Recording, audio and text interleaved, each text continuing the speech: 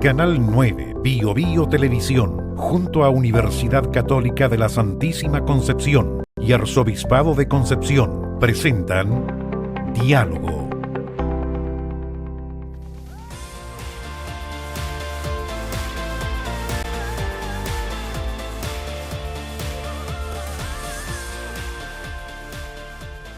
Aquí estamos nuevamente en diálogo con los alumnos y profesores de audiovisual y multimedia de nuestra Universidad Católica de la Santísima Concepción, el Arzobispado y el Canal 9 Bio Bio Televisión, que nos transmite generosamente este programa.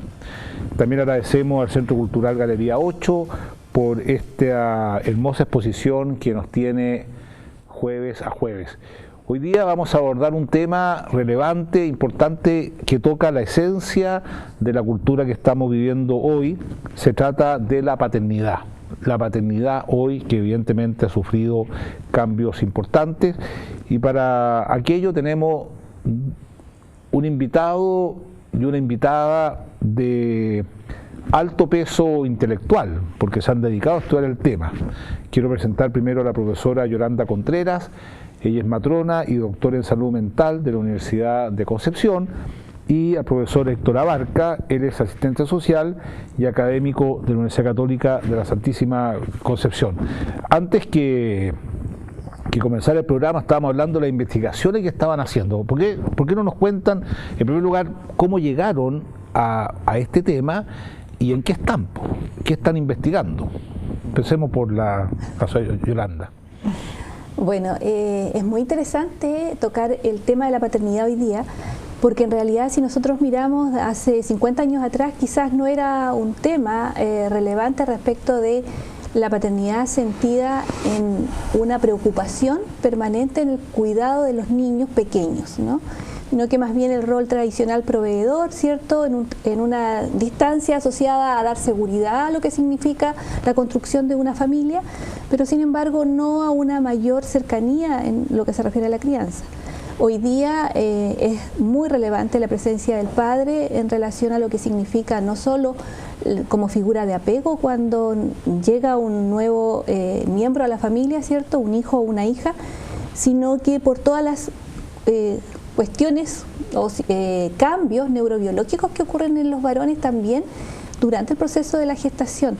Si bien es cierto, tenemos el privilegio las mujeres al gestar, ¿cierto?, por las características propias de la reproducción, de cambios importantes asociados al sistema endocrino, ¿cierto? Los varones, en la medida que se involucran y que hay una paternidad consciente, que se habla hoy día como término en donde el hombre se vincula activamente con la gestación, entonces también ocurren fenómenos interesantes a nivel neurobiológico que lo hace adaptarse de alguna manera, de mejor manera incluso, a lo que significa la paternidad. No es solo una ayuda en estos momentos, ni una colaboración, ni una moda tampoco. Ya. Bueno, a propósito de lo que usted dice, profesora, ¿cuáles serían los elementos que podrían constituir un involucramiento positivo, por así decirlo? Bueno, ¿cuáles serían los elementos? Hay estudios asociados a nivel internacional, por ejemplo, en relación a lo que significa ser una figura significativa en la relación de la madre con ese niño o niña que espera, ¿ya? Yeah. Eso es fundamental, o sea, el hecho de tener la presencia masculina con un afecto profundo respecto de esa relación de pareja hace ya una gestación o se constituye en la base relevante para una gestación emocionalmente más armónica por parte de la mujer, ¿ya? Entonces eso es lo primero. ¿Ya? Y luego obviamente todo lo que significa la vinculación directa del padre durante el periodo de gestación con el hijo, que no necesariamente pasa, ¿cierto?, por algunas cosas que nosotros vemos que son como actividades asociadas a hablarle específicamente al niño, ¿cierto?, o a la niña en el útero, que uno ve que los papás le hacen cariño a la mamá, ¿cierto?, en la guatita, le hablan directamente ese beso, el hablarle directamente al abdomen de la mamá, ¿cierto?, al abdomen grávido, es más allá, como les decía, sino que tiene que ver con cómo es realmente esa vinculación. cuánto esa vinculación le llega emocionalmente a la madre, porque en realidad es la madre la que percibe la sensación de placer que le puede llegar a provocar esa vinculación, y entonces en la medida que es placentera para la madre, es placentera para el niño o la niña que se está gestando. ¿Ya? Ya, y ahí, bueno, vamos a seguir conversando sobre el tema, porque habría que ver cuál es el impacto que tiene para el niño de que la madre no tenga ese vínculo con el padre, ¿ah? Si hay estudios que dan algunas luces y cómo se suple eso. Pero ahora quisiera preguntarle al profesor Abarca, bueno, ¿en qué está usted? Porque por lo menos antes del programa me estuvo hablando de hartos proyectos, a ver si me cuenta la sí, por supuesto. Que nos están viendo. En mi caso yo me acerqué a los temas de investigación en paternidad luego de la experiencia de muchos años de trabajo como asistente social, atendiendo mujeres víctimas de violencia de pareja, básicamente en la Corporación de Asistencia Judicial. Las situaciones que enfrentaban las mujeres me llevó después de muchos años a observar, a mirar y preguntarme qué pasaba con los varones en esas relaciones, y de esa manera me introduje en los estudios de masculinidad en general y particularmente después ya en los temas de paternidad en particular. Y en ese sentido, acá en el Departamento de Ciencias Sociales, junto al profesor Fernando Bustamante, desarrollamos un proyecto de investigación hace algunos años sobre la masculinidad en varones de la provincia de Concepción, donde justamente, como señalaba Yolanda, uno de los aspectos sobre los cuales consultábamos era sobre la relación con sus hijos e hijas, así como la relación con sus parejas. Y para los varones de la provincia es un tema, como les señalaba yo, muy importante, es decir, quizás fuera más allá de lo que uno piensa, que a veces al hombre no le interesa tanto el tema de la familia, no le interesa involucrarse mucho con los hijos. Los varones que nosotros entrevistamos sí lo señalan como algo muy relevante, muy constitutivo de su masculinidad, declaran mucho afecto, amor hacia sus hijos e hijas también, por lo cual de alguna manera eso también deja de lado esa idea de que los varones no somos muy expresivos, que nos cuesta expresar el cariño. Parece que cuando está la oportunidad sí se puede hacer, sí se le sale a los hombres, a los padres, a los varones el poder entregar afecto y cariño a sus hijos e hijas. Así que en ese sentido es un tema desde mi punto de vista muy, muy interesante, y donde, como señala Yolanda, hay estudios que respaldan que ese vínculo impacta positivamente en la relación con los hijos, con la hija, y en la relación con las parejas también. Hay mejor relación de pareja, padre, madre más felices, menos conflictos de familia. Por lo tanto, la participación activa de nosotros los varones en la paternidad sí es un elemento que, podríamos decirlo así, es un factor protector para buenas relaciones familiares. Bueno, vemos que en la paternidad se fraguan muchos aspectos, o sea, el aspecto de la felicidad plena, en definitiva, del ser humano. En los programas escolares, por ejemplo, en los programas universitarios, ¿hay enseñanza para ser padre o no? Porque lo que yo veo, la percepción mía, es que el concepto de paternidad, al menos como se entendía en mi época, va decididamente a la baja. Yo siento que hoy día hay un nuevo concepto de paternidad. ¿Quién enseña a ser padre? ¿Quién enseña a reconocer las consecuencias que tiene de vivir en plenitud la paternidad, como usted contaba, y no, o es algo que todavía está un poco a la formación que tuvo cada uno en su casa? Yo creo que aquí es un tema para mí bien particular. Cuando nosotros hablamos de paternidad en general, lo tocamos nosotros en una formación de posgrado, más profundamente de postítulo más bien, ¿cierto? En la importancia que tiene que efectivamente los varones sepan, y precozmente ojalá, ¿cierto?, de que en realidad como padres, como futuros padres, ellos tienen toda una dimensión neurobiológica a desarrollar, no solamente una cuestión constitutiva de la cultura, del momento, de la moda, de la época, ¿no? Entonces, yo creo que hay un gran desafío, porque hoy día Chile tiene una gran política pública, que es Chile Crece Contigo, en donde se incorpora al varón dentro de lo que significa los controles desde el inicio, desde la gestación, ¿cierto? Pero yo no sé cuánto se ha interiorizado ese acompañamiento hacia, más que un acompañamiento, sino que a un actor también de esta gestación. O sea, yo digo, el hombre está embarazado tal cual está embarazada la mujer, ¿no? Entonces, ¿quién educa hoy día acerca de paternidad? Así como educar de paternidad, yo creo que Chile tiene una deuda pendiente. Hemos hablado mucho, por ejemplo, de la sexualidad, que efectivamente, claro, es un gran temazo, pero hay que hablar también de la reproducción. Entonces, en ese sentido, no solo también nos falta, hay mucha información respecto a lo mejor de cómo regular la fecundidad en las parejas, pero no hay información respecto de cómo vivir una gestación consciente, disfrutada y armónica por parte de la mujer y el varón, que se constituyen o que quieren constituir familia, ¿no? Muy interesante, ¿eh? Sí. En el esquema que tenemos de socialización, ¿no?, donde a los varones generalmente se nos enseña cosas un poco distintas que las niñas, que las mujeres, habitualmente se nos cría, al menos los de mi generación hacia atrás, ¿verdad?, a ser un poco más agresivos, más protagónicos en los juegos, a que ciertas tareas relativas al cuidado, la expresión de cariño eran más bien para las niñas que para los niños. Por lo tanto, cuando, por ejemplo, en mi caso nos toca ser padre y como dice Yolanda, quedamos embarazados también y queremos a nuestro hijo y a nuestra hija y participar en ese proceso, miramos un poco hacia atrás y nos encontramos las herramientas, todas las herramientas necesarias, porque no nos fueron entregadas.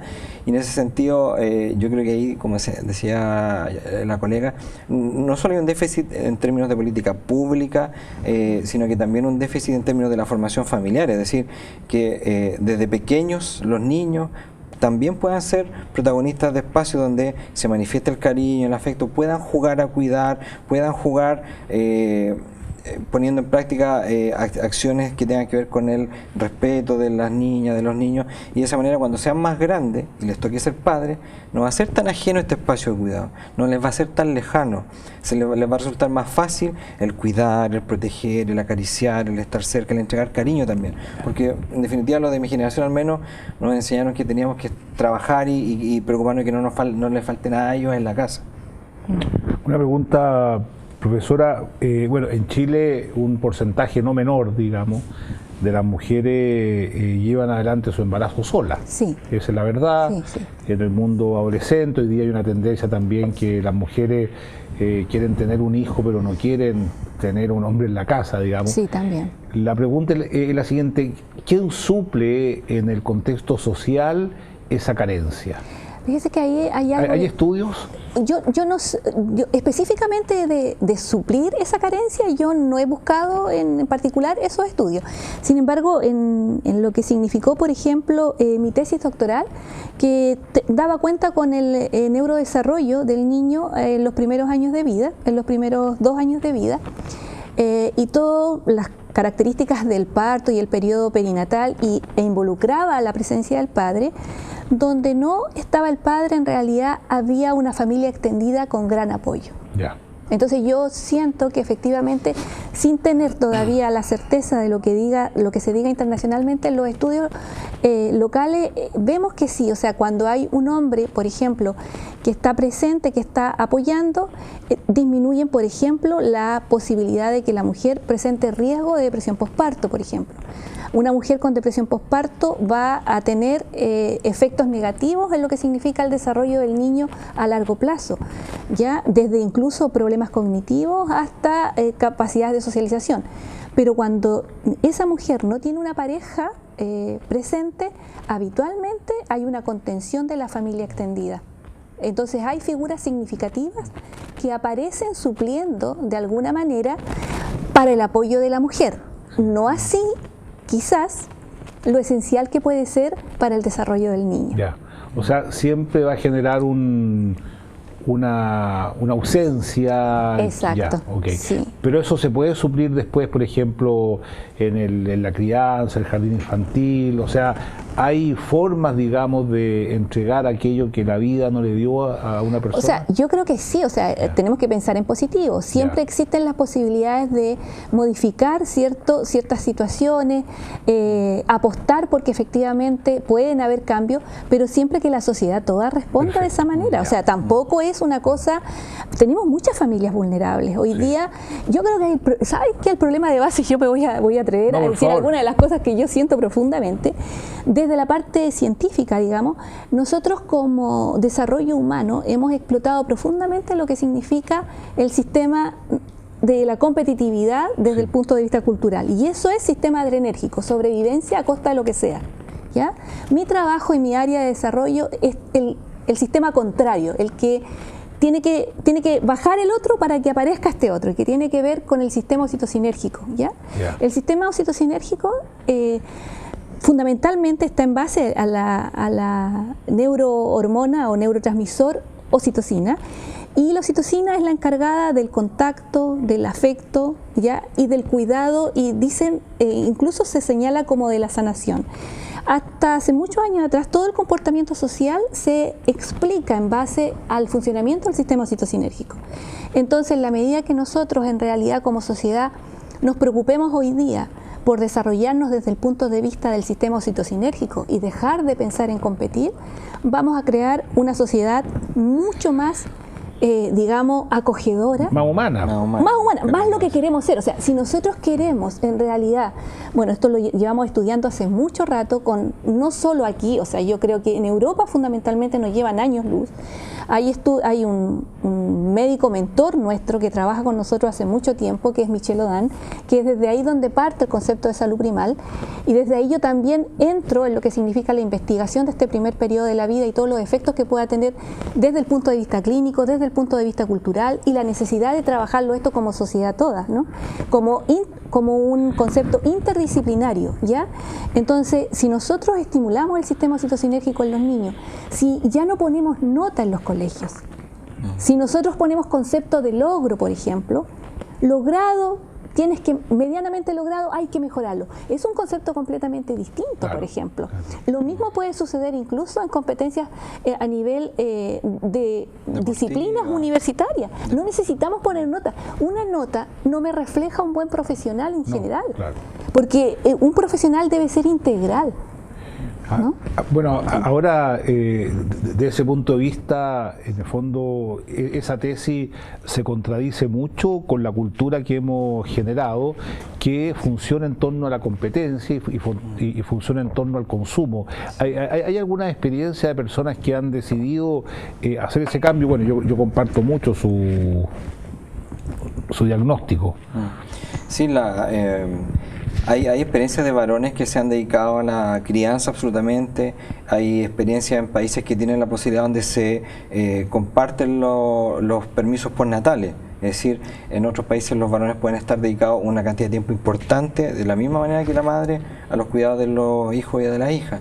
Y era justamente eso a lo que me quería referir yo, como ejemplo de lo que señala Yolanda en términos de cómo sociedad tenemos un discurso de que sería bueno que los hombres participen en el cuidado de los niños y las niñas, pero a los quibos, por así decirlo, el sistema nos dice otra cosa. Si usted quiere pagar el dividendo del colegio, tiene que trabajar. Sí, claro. Y hay muchas veces, muchos varones y mujeres también, además de trabajar de 9 a 5, 9 a 6 de la tarde, trabajan después también. La consulta particular, qué sé yo, otro trabajo, en fin. Bueno, la casa, porque... Y llegan a la casa bastante tarde, ¿verdad?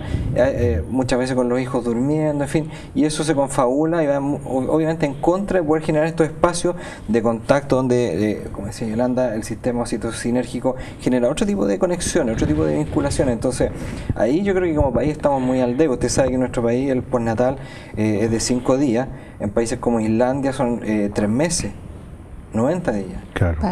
En Brasil son 5 días también, en Venezuela son 14 días. Entonces, Latinoamérica en general tiene permisos de postnatal masculino bastante reducido. El porcentaje de varones que podríamos tomar el postnatal y que lo tomaron fue de 0,2. O sea, ni siquiera 2 dígitos de uso de postnatal. 0,2. De los 7 años, mira, hasta el año 2018, con 7 años de vigencia de la ley del postnatal que permite el uso masculino, del total de hombres que podían haberlo tomado, 0,2 lo tomaron. Vamos a hacer una pausa y vamos a ahondar por qué el 0,2 solamente se toma el permiso. Y otra pregunta quiero hacerle a usted para quedar para la segunda parte. Bueno, Chile es un país muy automedicado, donde hay serios problemas de depresión, la tasa de suicidio de los jóvenes es alta. Vamos a ver si hay una vinculación entre los estudios y lo que pasa después en los jóvenes y en los adultos mayores. Estamos en diálogo con un tema interesantísimo. Escríbanos a @pediálogo, porque todos estos temas surgen de lo que ustedes mismos nos están solicitando para generar cultura, generar diálogo, generar una sociedad mejor a través de la reflexión. Una pausa y volvemos.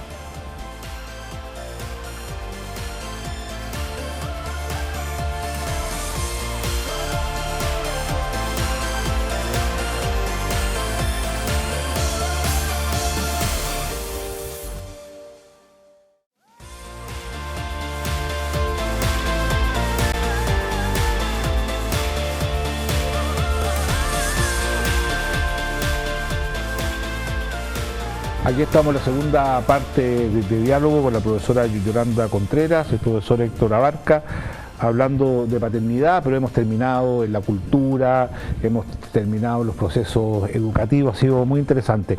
Quedó pendiente, ¿cuál es la razón por la cual en Chile específicamente el 0,2% de los padres que pueden tener el permiso postnatal no lo usan?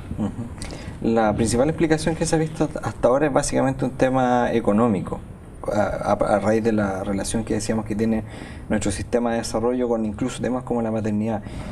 La ley establece que se puede reembolsar, por así decirlo de alguna manera, el sueldo de las personas que no están trabajando hasta un cierto tope. Entonces, cuando las parejas se enfrentan a la situación de quién pide el permiso postnatal, y como en la gran mayoría de los casos los varones son los que ganan o tienen un ingreso más alto, si el varón se toma el permiso postnatal y el límite le va a dejar un margen de ganancia afuera, la pareja dice, bueno, mejor me lo tomo yo la mujer, porque así, entre comillas, no dejamos de percibir una parte del ingreso. Entonces, frente al desafío económico, el que gana más dice, mejor tómatelo tú, porque si yo me lo tomo, una parte de mi sueldo no la voy a recibir. O sea, hay en el fondo una superditación económica muy potente a la hora de estar con el niño, de cuidar, etcétera, lo cual evidentemente, como decía usted, tiene repercusiones. La pregunta el tema que estábamos abordando era que hay una relación, digamos, entre la época primal, como le llama usted, que va de la concepción hasta el primer año de vida, con el apego al padre, a la madre, al entorno, etcétera. Bueno, Chile es un país donde lamentablemente hay altas tasas de suicidio, es la segunda causa de muerte de los jóvenes, en una edad entre 18 y 28 es la primera causa de muerte. También ha acontecido mucho con los adultos mayores, una experiencia que se ve. ¿Existe una relación entre ese apego primal y la experiencia después de juventud y durante toda la vida? Bueno, las relaciones afectivas se construyen, y se construyen desde el inicio de la vida.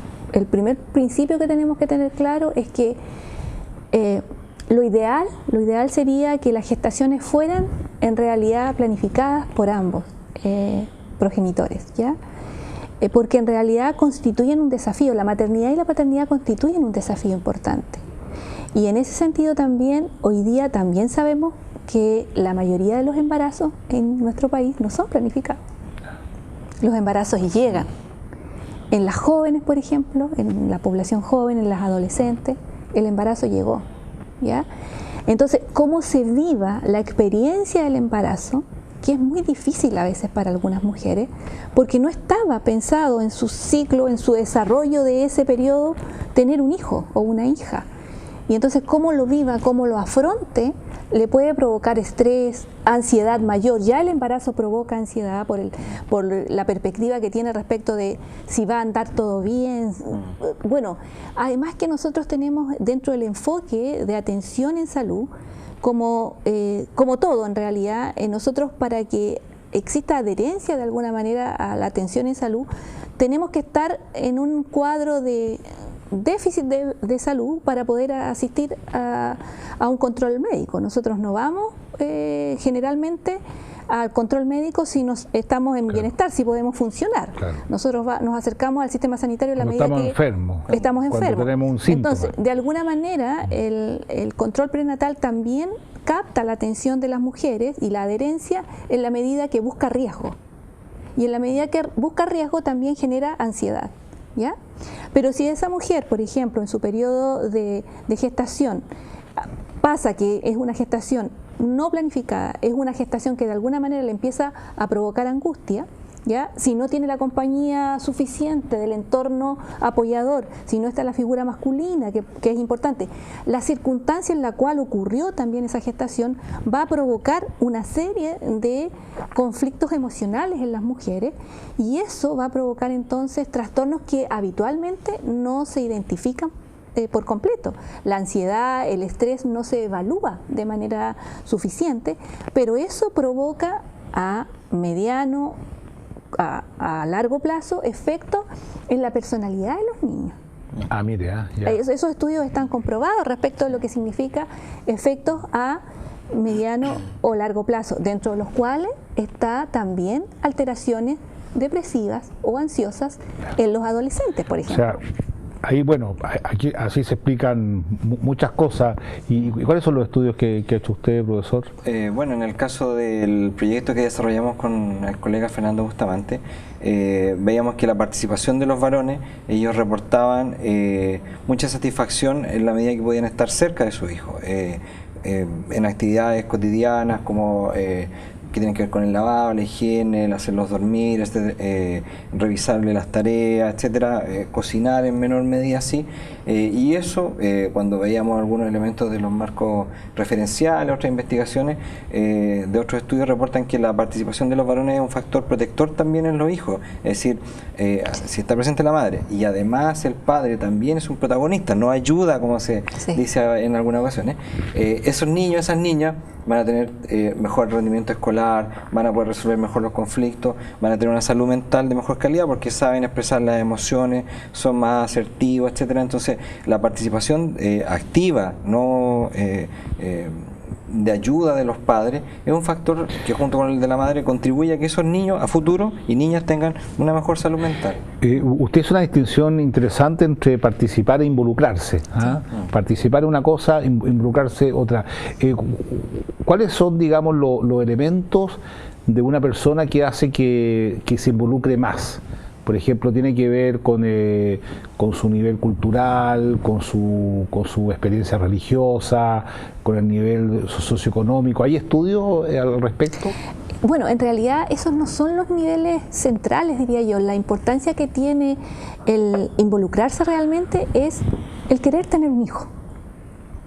Y el sentido que le doy yo a esa paternidad. Ya. Si yo y eso independiente del nivel cultural que yo tenga, claro. Sí, porque tiene que ver con, a ver, yo quiero ser padre en realidad, ¿y qué significa este hijo para mí? ¿Ya? Y en esa medida el hombre se involucra. Entonces es muy importante, por eso decía yo, de la gestación consciente, ¿ya? Porque en realidad cuando nosotros somos conscientes de que queremos ser padre y para qué queremos, no es ser padre por ser padre, ¿no? Sino que cuál es el sentido que le da a mi vida un hijo o una hija. Eso es lo que uno se tiene que preguntar. Y yo creo que esas son las cosas que uno también tiene que reflexionar con los chicos y chicas cuando habla de sexualidad y de reproducción, ¿no? Entonces por eso yo creo que hay que llevarlo. Hay una psiquiatra brasileña, Eleanor Madruga Luce, que ella postula no específicamente este periodo primal, en este primer periodo, sino que ella lo señala hasta los 3 años de vida, y ella habla de la ciencia del inicio de la vida. Y ella dice que en realidad es muy importante llevar esta ciencia del inicio de la vida reconociendo las características con las cuales nosotros nos tenemos que cuidar previamente incluso de decidir a ser padres o madres, a la enseñanza básica, ¿ya? Y ella está proponiendo en el estado de Río de Janeiro, en Brasil, no tengo claro exactamente las escuelas que tienen en estos momentos, pero hay un trabajo que se está iniciando allí ya, lleva como 5 años por lo menos, en donde se está desarrollando este modelo educativo que incorpora ciencias del inicio de la vida en la formación de jóvenes, de niños pequeños de enseñanza básica. Ella es una psiquiatra que ha venido a nuestra universidad, también por supuesto la conoce Alejandro, es una persona que propone o apuesta y ha convencido al gobierno, a la política del estado de Río de Janeiro a invertir en esto, a invertir en una visión mucho más holística ¿ya? Porque yo digo que tenemos que dejar la visión de Darwin, que disculpen, o sea, yo no quiero dimensionarme a la altura de Darwin, pero yo digo, si bien es cierto, hubo un periodo o existió un periodo necesario en donde sobrevive el que es más fuerte, ¿cierto? Y esa era como la idea central, Claro. sobrevive la especie el que es más fuerte, que lleguemos a la capacidad de decir, ¿cierto?, que sobrevivirá el que sepa amar más. Claro. Bueno, eso debería ser como... Es nuestra vocación fundamental. Claro. Oiga, bueno, hay muchas personas que nos están viendo. ¿Cómo podría uno, digamos, hacer un test personal si es machista o no? Bueno, O sea, en el fondo, de acuerdo a la experiencia que usted tiene, ya no se trata de mirar la página de los ajenos, sino que de mirarse su propia viga. no. ¿Cuáles en el fondo son los rasgos? Esa es una pregunta, y se la haga usted que hombre, y la otra pregunta es, ¿usted siente que ha habido un cambio al respecto? Sí, respecto a los cambios sociales, sin duda en nuestro país ha tenido un cambio respecto a la mirada, respecto a las relaciones de género entre hombres y mujeres. Cambio impulsado en los últimos años principalmente por las mujeres también, y eso está más que claro. Bueno, en general ha sido así, también todos los temas de género se han introducido en la academia, en la agenda pública por las demandas de las mujeres. Yo tengo una impresión, sí, en ese sentido, de que en nuestro país hemos avanzado mucho en el discurso, en la declaración de intenciones, ¿Ya? pero no tanto en acciones concretas. Me explico. A ver, por ejemplo. Aún estudios del Servicio Nacional de la Mujer demuestran que las diferencias de ingreso, ¿verdad?, a misma preparación, misma responsabilidad, etcétera, son de alrededor del 30% entre un hombre y una mujer. Los costos de los planes de ISAPRE para una persona, una niña, una joven que egresó a la misma carrera que otro joven con un sueldo similar son de hasta 128% más caros. Es decir, esa joven profesional, cuando vaya a contratar un plan de ISAPRE con un compañero de universidad que salió de la misma carrera, el joven va a pagar, por decir algo, 100.000 pesos, y esa niña va a tener que pagar 228.000 pesos por el mismo plan. Entonces, cosas como esas podemos enumerar un montón más, pero de inequidades, de desigualdad. No, incluso para acceder a un trabajo, una mujer que es fértil, lamentablemente Sí. la discriminan, cuando justamente la fertilidad es la vida, ¿no? Es lo más propio de nosotros de continuar. Absolutamente, e incluso en el mundo de la economía, en el diario Concepción, que es un medio local, han salido un par de notas muy interesantes donde los sistemas bancarios reconocen o se ha identificado que le exigen más requisitos a las mujeres para pedir crédito, y a su vez les cobran más interés Ahora, que a los varones. por otro lado, este economista de la India que estuvo en Chile, que era muy promotor de la microempresa, decía que por lejos las mujeres eran mucho más responsables que los hombres, cosa que es verdad. O sea, en Chile muchos hogares son sacados adelante por la mujer, eso hay que decirlo. Bueno, pero no contestó la pregunta. Sí, respecto al tema del machismo, yo creo que, una opinión muy personal, yo creo que para saber si uno es machista o no hay dos caras de la moneda, y yo creo que es importante preguntarle a quién uno lo rodea. Ya. Porque en la encuesta en el estudio que le señalaba yo hace un tiempo con el colega Bustamante, y en otros que uno puede revisar, si usted le pregunta a cualquier varón si es machista, la respuesta que le va a decir es que no. Yo no. Otros sí, pero yo no. He Entonces escuchado por ahí. Sí, y otro elemento que le puedo contar, que los estudios de masculinidad también y de paternidad, una de las cosas que se ha visto es lo que denominamos el sobrereporte. Es decir, los varones, por ejemplo, cuando nos preguntan cuánto tiempo le dedicamos a estar con los hijos, cuánto tiempo le dedicamos a las tareas del hogar, cuando esa pregunta se nos hace a nosotros y luego se la hacen a las parejas, los varones sobrereportamos y incrementamos la respuesta. Decimos, no, qué sé yo, 4 horas diarias. Pues le preguntan a la señora, no, en realidad son 2 horas al día, no más que... de hecho, yo siempre comento una tesis que dirigí hace un tiempo atrás, donde las futuras colegas estudiantes en ese entonces estaban entrevistando al varón en este tipo de ítems. ¿Cuánto usted le dedica a la casa, al aseo, a estar con los niños? Y el varón muy contento, no, 4 horas, 5 horas. Y pasaba la señora por el lado, sí, claro, por supuesto. Y las chicas me decían, profe, ¿sabe qué? En realidad los caballeros dicen que hacen una cantidad de horas importante, pero las parejas dicen que con suerte la mitad. Ahora, ustedes en el fondo, viendo hace 40, 30, 20 años atrás, ¿En qué sienten que ha cambiado la relación hombre-mujer? Yo lo digo porque es absolutamente claro la igualdad fundamental del hombre y la mujer, en dignidad, en capacidad, en todo, o sea, en todo, y ya se está, y además se demuestra empíricamente. Hay escuelas donde las mujeres son mucho mejor alumnas que los hombres, eso está más que claro, además lo digo por experiencia familiar. Pero ¿cómo resguardar, cómo se ve hoy día la diferencia, el complemento? ¿Ha habido un cambio ahí? Yo siento que sí, al menos yo veo en los jóvenes universitarios y universitarias, digamos, una igualdad respecto de, por ejemplo, no sé, una de las cosas que puede ser lo cotidiano, que nosotros vemos ya en la calle, ¿cierto?, a jóvenes que van a dejar al jardín o a la sala cuna a sus hijos o hijas pequeñas, o los van a buscar, o se hacen cargo, por ejemplo, jóvenes que estudian incluso, ¿cierto?, dicen, no, es que ahora lo dejo con el papá en este rato, entonces yo vengo a la tutoría, por ejemplo, y mi hijo, mi hija está con el papá, independiente que vivan o no vivan juntos. Entonces también eso habla bien de los jóvenes, o sea, los jóvenes están intentando hacer cambios, creo yo, y creo que obviamente eso va a que sus hijos, cuando sean padres, probablemente también van a tener avances respecto de lo que ellos lograron. Yo creo que se intentan cambios, pero hay algo que yo no dije y que es muy importante, creo que tiene que ver también con las características del cómo se vivencia el embarazo versus los efectos a largo plazo de las personas. Hay una cosa que nosotros tenemos solapado en la relación esta de parejas, a veces en embarazos no planificados, que es la presencia de violencia doméstica. Y esa violencia doméstica en la gestación, muchas mujeres lamentablemente no viven una dulce espera. Y eso es tremendamente terrible, grave para el neurodesarrollo del niño en el útero.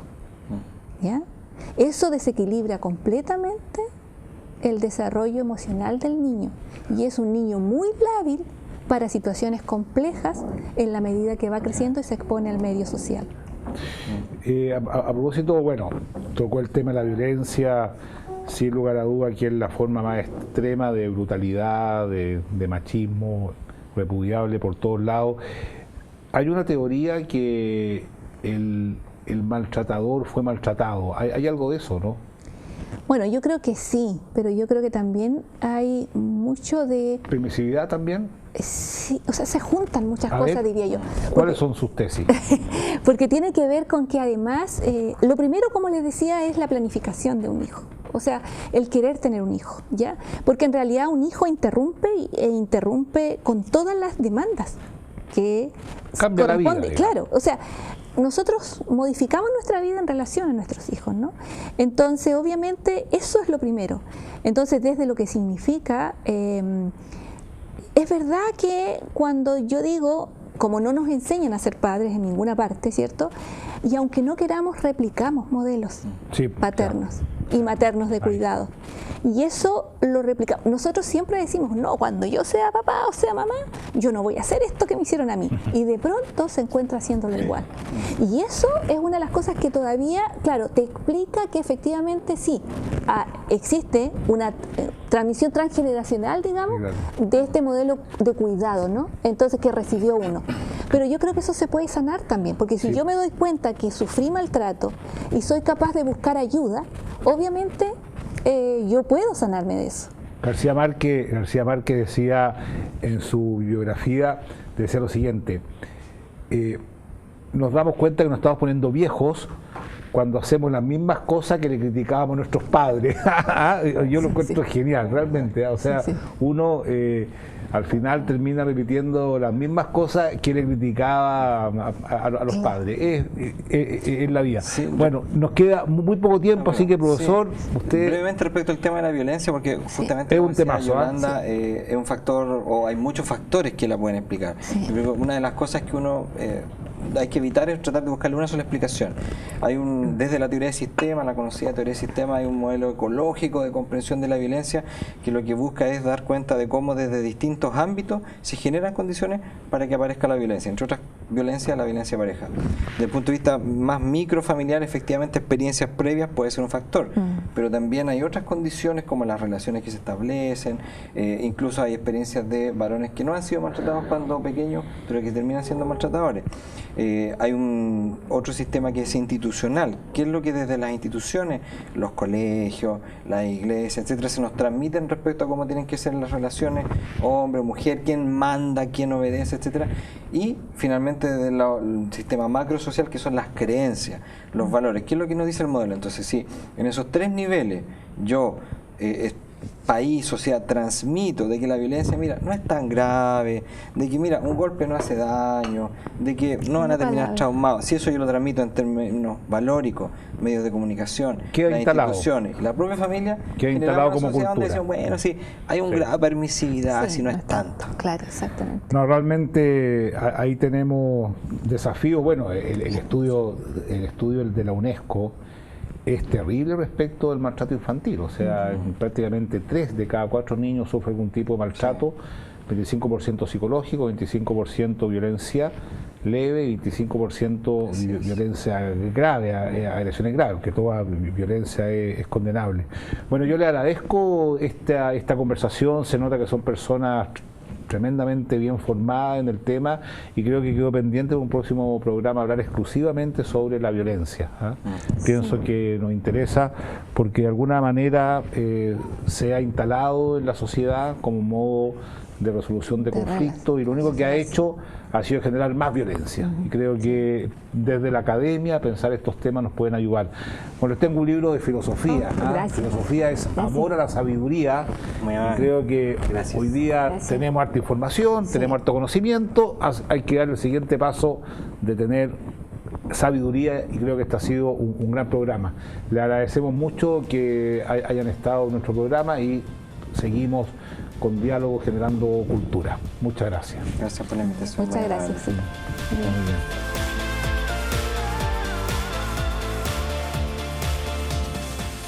Canal 9, Bio Bio Televisión, junto a Universidad Católica de la Santísima Concepción y Arzobispado de Concepción,